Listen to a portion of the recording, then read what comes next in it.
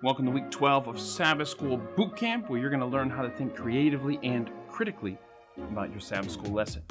We're almost done with this quarter number 3, 2020, so stop sitting there and repeat that memory verse for me 20 times. 1, 2, 3...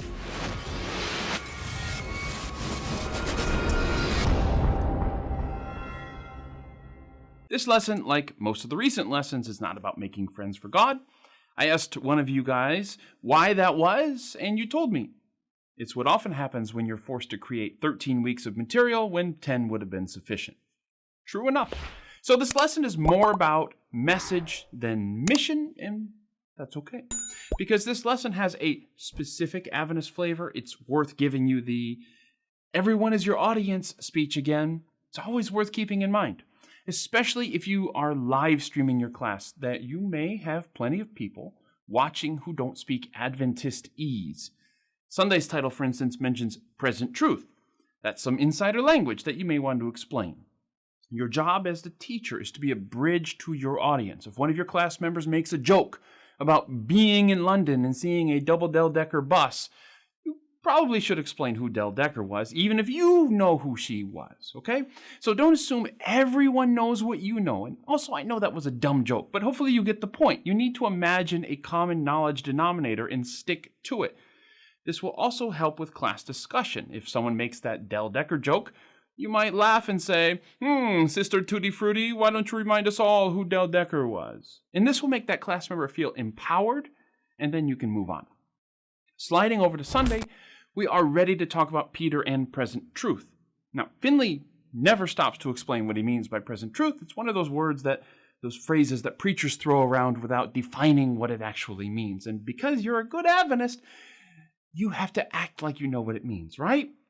As Finley points out, this term present truth is lifted from 2 Peter 1 verse 12, but you won't find it so precisely worded outside of the King James family of translations.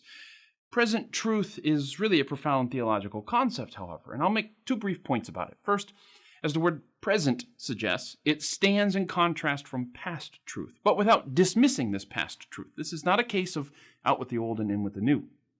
Second, present truth is about the truth which God is calling our attention to for the moment we live in. For Peter, present truth meant the good news of Jesus as opposed to the pre-Jesus truth. The pre-Jesus truth wasn't wrong, it was still true, but man, you had to embrace this new thing God was doing in the world through Jesus if you want to possess the whole truth. And let me tell you, Jesus is always the present truth.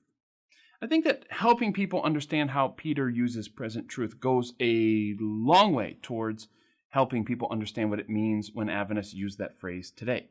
Present truth does not mean we adopt the newest theology in order to stay relevant. On the other hand, it's ironic that Adventists talking about present truth the most are usually those whose minds are most in the past. Proclaiming present truth means telling the world about the thing God is doing in the present, right now. For Adventists, this meant telling fellow Christians about the Sabbath, about Jesus' ministry in the sanctuary, and the nearness of his return. By calling this present truth, the Adventist pioneers saw themselves in the same light as the early Christians. To put it another way, just as the early Christians felt the urgency to convince their Jewish friends and family to embrace this new truth in Jesus, so Adventists felt the urgency to convince their Christian friends to embrace these new truths of Jesus. I've gone a bit further than the lesson did in this direction, but I hope this background on present truth helps in your class discussion. Moving over to Monday, Finley tells us that the Gospels focus on Jesus' first coming. It may be true that the Gospels focus on Jesus' first coming, but I think the Gospel message does speak to the second coming. Unless, of course, you believe that the gospel message is all about Jesus coming and living and dying so we can eke out 80 years in a world haunted by war and disease, right? Finley gives us a few passages from Revelation about the second coming to demonstrate how frequently this idea appears in Revelation. And I doubt many people needed to be convinced of that. But Finley's major point here is that our presentation of the gospel has to take into account the second coming. If you're playing basketball, you have to keep one eye on the game clock and one eye on the shot clock, don't you? You can pass the ball around all you want, set up picks, and do all these fancy things, but when the shot clock shows 1 second left, you'd better shoot the ball. Adventists see themselves as Christians who have an eye on the clock. Jesus is about to come soon. We're trying to convince other Christians that the game is ending.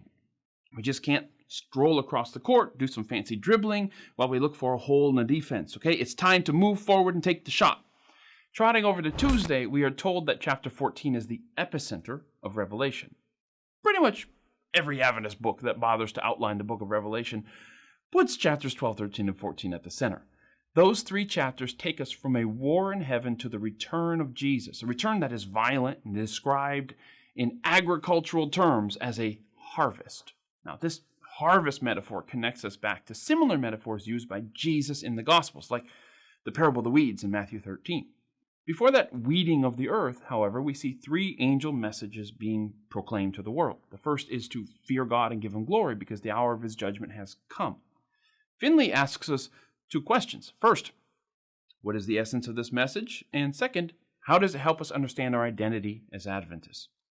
The essence of the first angel's message is that we need to turn back to God in light of his final judgment. The time for wandering is over. The sun is setting. It's time to return home. We return home by worshiping the only being deserving of our worship, our Creator. It's a call to remember and return, which is also the basic message of the Lion King. This is also why Adventists see the Sabbath hinted at in these verses. The Sabbath is a memorial of creation, and this first angel urges us to remember our Creator. The angel also beckons us to remember, right? The Sabbath commandment also begins with the word remember in Exodus 20. As to how it shapes our identity as Adventists, well, we see ourselves as called to proclaim his final call for the world to remember and return to their Creator. This message isn't just for Adventists to proclaim. Rather, we are Adventists because we proclaim it. We are not God's special people who are then given a special message. Rather, we read our Bibles, saw that this is God's present truth for our time, and we started proclaiming it. It's the message that makes us special. And we're happy to share that job, that specialness, with anyone else who realizes that we are mere minutes from midnight. Well, that's all the time we got for this week, so class dismissed. We'll see you next week.